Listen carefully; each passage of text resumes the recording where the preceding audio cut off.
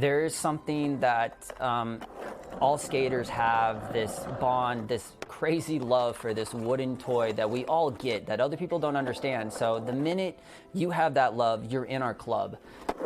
As a young boy, Justin Bishop didn't know how hard it would be to leave that club when a degenerative eye disease would eventually claim his sight as an adult. And it wasn't until I was 25 where I had this pretty bad progression where a lot of my central vision left.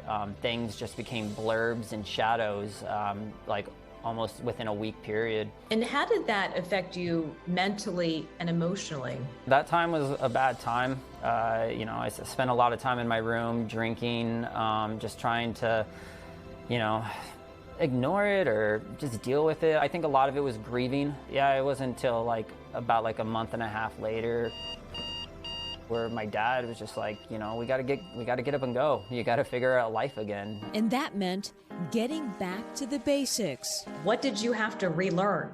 Had to learn mobility and orientation training with my cane.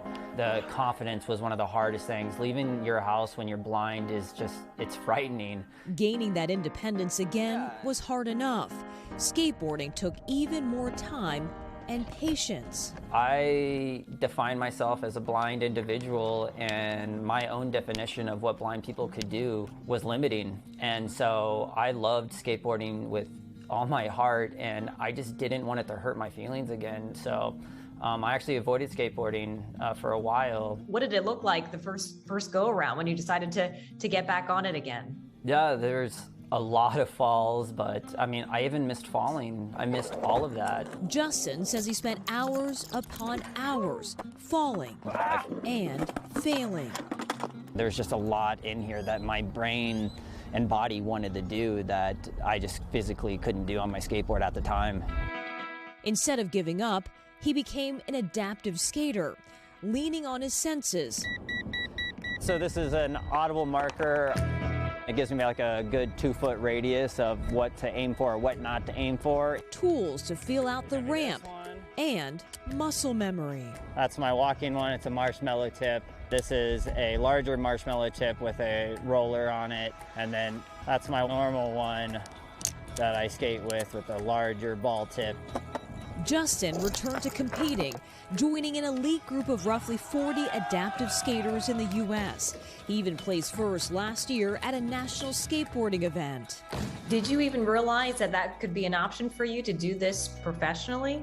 No, not at all, which is one of the mind-blowing surprises. And show the world what you can do. His grit got noticed. His story featured in a Ruffles commercial narrated by LeBron James. Today's world is looking past my cane. They're looking past the sunglasses and they're just seeing another athlete. Equipped with a growing platform and an extended support system, including his wife Carol, Justin skates to encourage others like him to drop in at a skate park. And then a kick and push.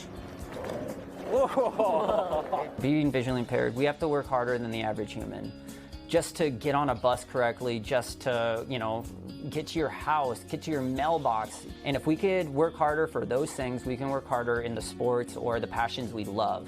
Justin says skating put his life into focus on his journey back into a unique club.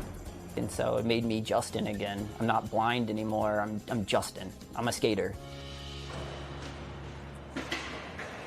Just an incredible story. As you know, the Paralympics are happening right now in Beijing, and Justin's goal is to have adaptive skating at the Games in 2028. And he also tells me there are roughly 10 adaptive skaters like him who are visually impaired. And just like any other elite athlete, there's a whole lot of training involved. He says he trains roughly 4 to 6 hours each and every day at skate parks like this.